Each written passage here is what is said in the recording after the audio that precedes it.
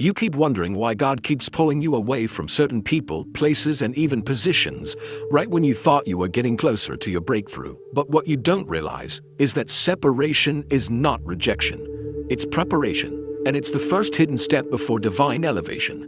God cannot elevate what's still entangled with what He's trying to remove. And sometimes the blessing you're praying for requires you to be set apart, not because you're better than others, but because your calling demands a level of purity, focus, and obedience that can't survive in familiar surroundings. Think of Abraham in Genesis chapter 12, when God said, "Leave your country, your people, and your father's household to the land I will show you." His destiny was waiting, but only after separation. You want the promise, but are you willing to endure the pruning? John chapter 15 verse 2 says God cuts off every branch that bears no fruit, and even the fruitful ones He prunes to make them more fruitful. So when relationships suddenly break, when doors close without warning, it's not sabotage, it's spiritual surgery. There are conversations God doesn't want you in, environments that pollute your discernment, and influences that slowly dull your hunger for Him. So He isolates you not to punish you, but to rewire your perspective, because elevation requires transformation. Remember how Joseph was betrayed and sold by his own brothers in Genesis chapter 37? That separation felt like a setback, but it was the secret path to his elevation as ruler in Egypt. What they meant for evil, God used for good, as it says in Genesis chapter 50 verse 20. You can't carry old mindsets into new assignments, and that's why wilderness seasons are non-negotiable.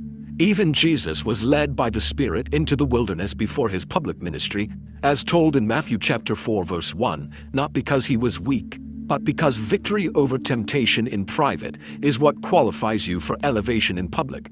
Some of you are frustrated because you're still clinging to connections that comfort your flesh but corrupt your calling, and God loves you too much to let you build your future on shaky foundations. If He's separating you, it's because the next level requires clarity about who you are, what you're called to do, and who is truly assigned to walk with you. Proverbs chapter 13 verse 20 warns, "Walk with the wise and become wise, for a companion of fools suffers harm." So don't be shocked when God exposes hidden motives and forces you into seasons of solitude. It's not isolation, it's consecration. Elevation isn't glamorous in the beginning. It's lonely, it's quiet, it's a stripping away of everything that competes with God's voice. But here's the truth. When you embrace the separation, you position yourself for a kind of growth and favor that can't be fabricated through connections or influence. Romans chapter 8 verse 28 assures that all things work together for good to those who love God, and that includes the painful goodbyes, the unanswered calls, the sudden rejections. God is not trying to hurt you. He's protecting what He's building in you. Every time you feel left out, overlooked, or misunderstood, remember that God often hides what He's preparing until the appointed time. Elevation is not for the distracted or double-minded. It's for those who have been refined in hidden places, who have learned to trust God when nothing makes sense. So here's the challenge. Will you let Him separate you, prune you, and prepare you in private? Or will you keep sabotaging your own elevation by chasing what He's trying to remove? The choice is yours. But know this, God will not elevate what He has not first purified. And if He's separating you now, it's because your elevation is closer than you think.